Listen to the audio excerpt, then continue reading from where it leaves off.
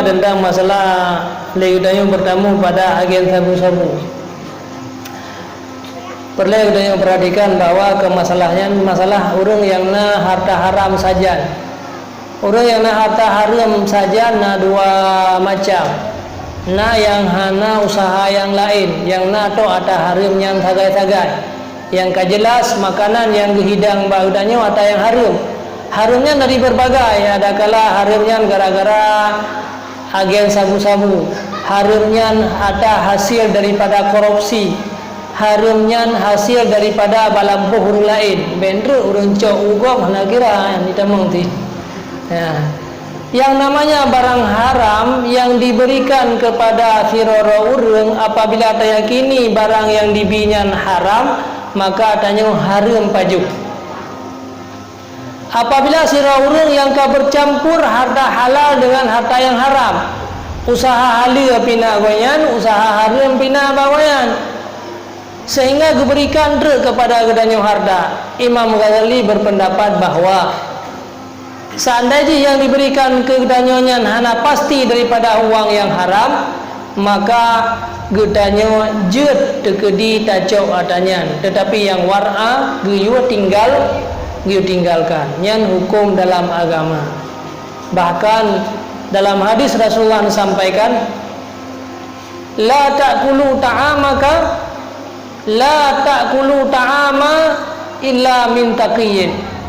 Jangan engkau makan makanan kecuali makanan orang-orang yang bertakwa. Orangnya makaji takalan. Pakan tubuh kedanya berat dalam beribadah kepada Allah. Pakan anak kedanya berat bata arahkan kepada ilmu, karena tubuh mereka tanya tubuhkan daripada daging-daging yang haram. Rasulullah bersabda dalam sebuah hadis, kullu lahmin nabata minal haram fannaru aula bih. Setiap daging yang tumbuh daripada yang haram, maka neraka jahannamlah yang lebih aula.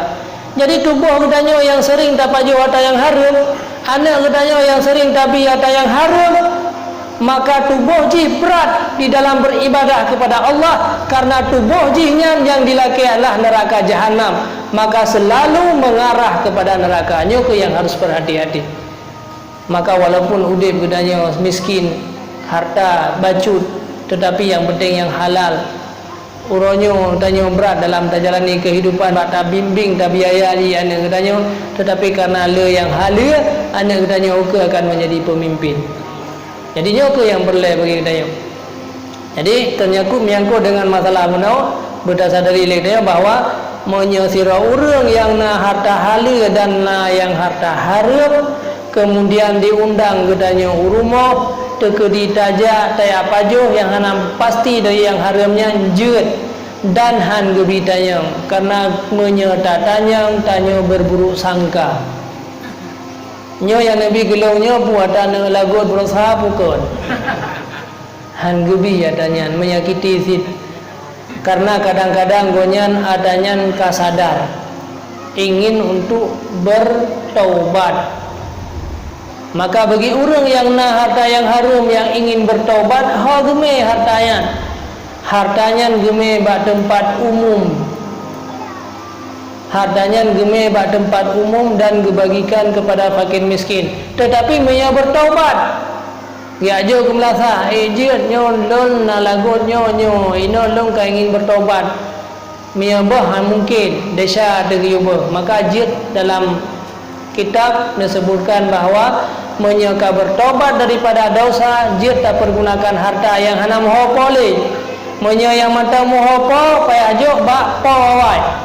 Menya yang hana dah solepo kalau tar kamu jampu-jampu, maka giume bak tempat umum. Tapi menya bertobat, menyekan bertobat untuk metagah nyan haram, menya tak depu bahawa barangnya barang yang haram. Jadi singkat tiga terlalu jauh bahawa apabila nasira orang yang kapasti harta yang haram, dipujami ketanya dengan harta yang haram, dibi ketanya harta yang haram, maka adanya haram le ketanya pajuh.